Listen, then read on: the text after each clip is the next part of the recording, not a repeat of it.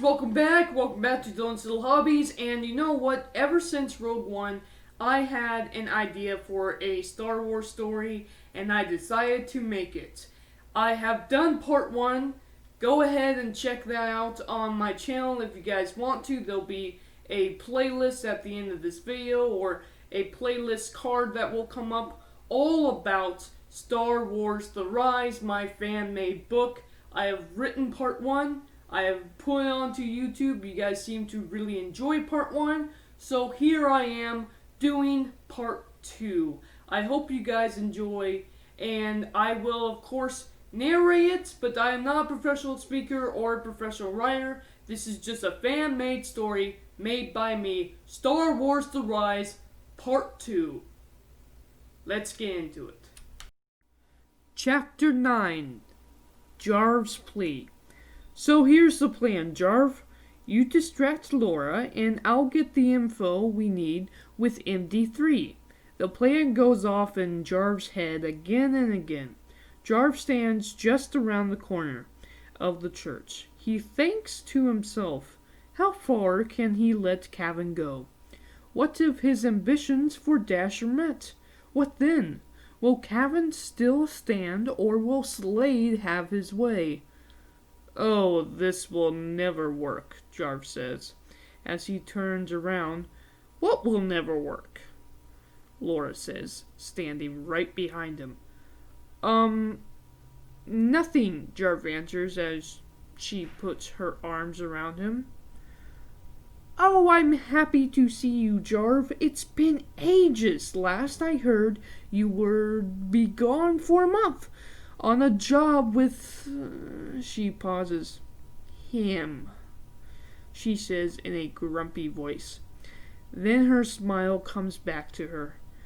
Your little vacation took a couple extra months, didn't it? Yeah, sorry, I didn't call, Jarv says. Oh, don't worry. Knowing who you were with, I have not even cared. Listen, you've been gone for a while. I've been promoted not just to your equal, but higher. Can you believe it? And tomorrow I'm going to take the sister test. I'll be a true sister of the church. Jarv was nominated to take the brother test many times, but refused because he once dreamed of being a pilot and didn't want to be tied down. It's why he was allowed to go as he pleased. But once you are a member of the brother and sisterhood, you are one step away from the father or leader of the church. If she becomes a sister, she'd have access to the files Kaven is trying to steal as we speak. But Laura, I thought you wanted a family, Jarv says. Laura turns her head in disappointment. I did think that too. In fact, I stayed away from the nominee board just so I can marry. Things change, she remarks in an angry voice. Well, now that I'm higher than you, you'll be working under me. I'll see you tomorrow, Jarv. If she became a sister, she'd have access to the files Kaven is trying to steal as we speak. But Laura, I thought you wanted a family, Jarv says. Laura turns her head in disappointment. I did think that too. In fact, I stayed away from the nominee board just so I can marry. Things change, she remarks in an angry voice. Well, now that I'm higher than you, you'll be working under me. I'll see you tomorrow, Jarv, she says as she starts swiftly walking away around the corner. Hey, wait, Jarv stops her. Actually, I need to talk to you. She turns around. Okay, come to my office later. No, this can't wait. I'm quitting the church, he says. Her mouth then drops. I really need to talk to you, and it can't wait. Let's discuss this over a cup of Java juice. Come on, he says, as he walks the other way, looking back to see if she follows. She does, as a look of confusion crosses her face. Kaven, Dash, and MD3 watch as Jarv and Laura walks away from the church. What do you think that was about? Master Dash asked. Kaven shakes his head. Well, if he plans on coming with us, he won't have time for working at the church. I guess picking him to be the distraction is perfect timing for all of that. Come, my student, we must go, he says as they head into the church. Kaven looks around. MD3 believes the file room is back this way, Kaven says. They head down to the library. Kaven looks both ways to see if anyone is coming. No one is at this hour of the night, so Kaven and MD3 head into the library door. Dash jumps up onto a high ledge and sneaks behind a statue. They walked into the library and turned around only to find someone at their desk. A Twi'lek doesn't even look up from her book, says in a sarcastic voice, "Can I help you?" "I know that's you, Kaven." "Ellie, how's it going?" he says. "Just thought I'd stop by." Ellie is Laura's best friend and says, "Sorry about your breakup. What are you doing here?" He paused. What was he doing there? "I want to read a few books. I'm looking for some info." "We don't have books on dating," she says. "This has nothing to do with Laura. I'm in fact looking more on the info of the Force, the gateway of knowledge," he says. She laughed. Section 42. "Thank you," he says, and heads down to Section 42. "We have helper droids. No need for yours. They're all paperback anyway," she calls out. "We'll be just fine," MD3 says. "Now what?" MD3 asked Kaven. "Just as planned. A few tweaks won't hurt.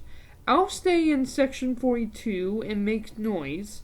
You head back to the forbidden ancient files and see what you can dig up." Jarv and Laura are in a coffee shop. "Did Kaven make you quit? Why, I have half a mind to..." She stops when Jarv puts his head to his hand. "How is he?" she asked. "Sick," he answered. "Sick? Did he catch something?" Jarv didn't move an inch, just keeps talking. "It's so funny. I act like, taught like, dressed like. I'm way wiser and older than all of you. But I'm not. I was only 17 when you brought him to the church. I tried so hard with that kid. I didn't even realize it, but he's not just a friend, he's a brother." He lifted his head to meet Laura's gaze. "Even so," he continues, "he's kept a part of himself distant. Tried to dig, and it only leads him to change the subject.